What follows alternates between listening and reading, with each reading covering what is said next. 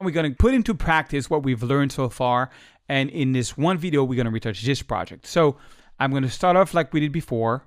I'm going to start off with the shadows. Open the shadows, bring down the highlights. Remember, then I hold on the Option key and I make my black point. You want to crush the black. So crush the blacks. Crushing the blacks means, basically 2 or 3%. What you see here in green and yellow is pure black. There is no more information.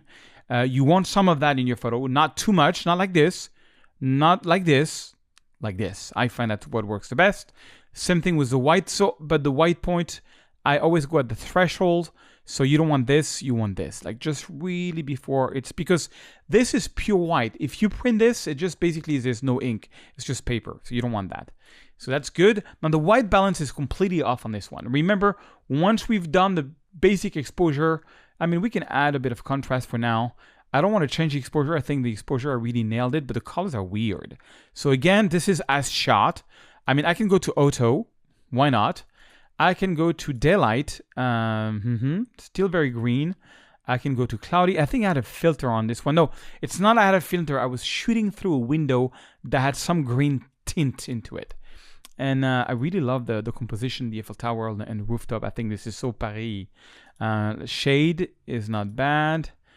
Tungsten. I didn't show you tungsten and fluorescent because it's not really good. So I think I'm going to go on shade. But you see, it's very greenish. And this comes from the window. So I'm going to add a lot of magenta to kill this. And I love magenta. I think it works really well on this photo. Now this one, the sky is really cool. Like I don't think I'm going to add a gradient. However, I do want to make the rooftop a little more obvious. So I'm going to click here and I'm going to basically make sure my flow intensity of the brush is into the 70s. I don't want to add some color. I just want to add a bit of exposure just so that people would see the rooftop here. Just that rooftop I think is kind of cool. Voila.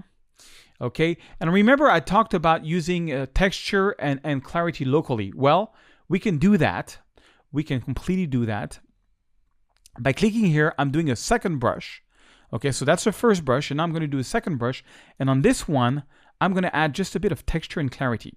And I'm only going to add texture and clarity just here.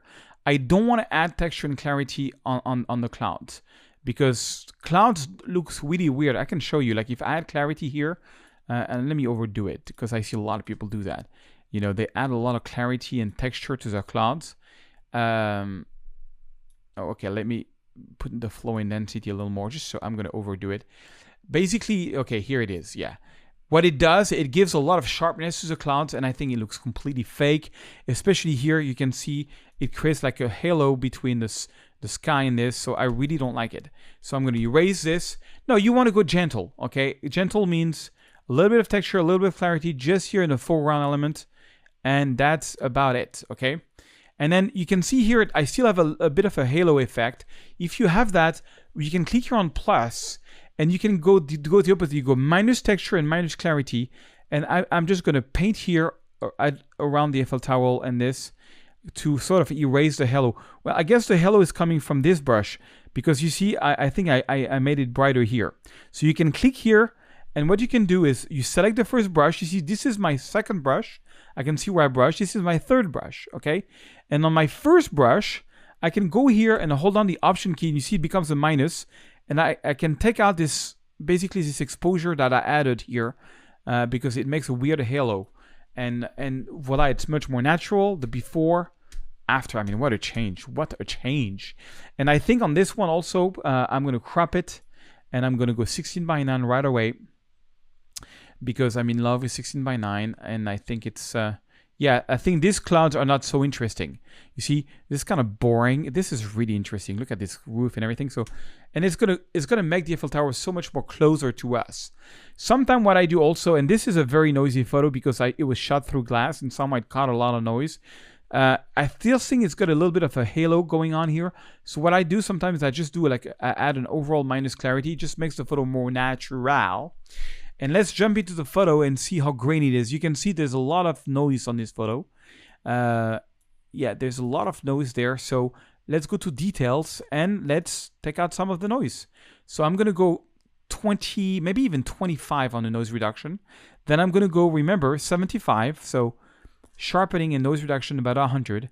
And then color noise, I think I'm going to go, there's quite some color noise. The photo is not super sharp, I'll be honest with you, but I really like it. It actually came out really great in my Paris book.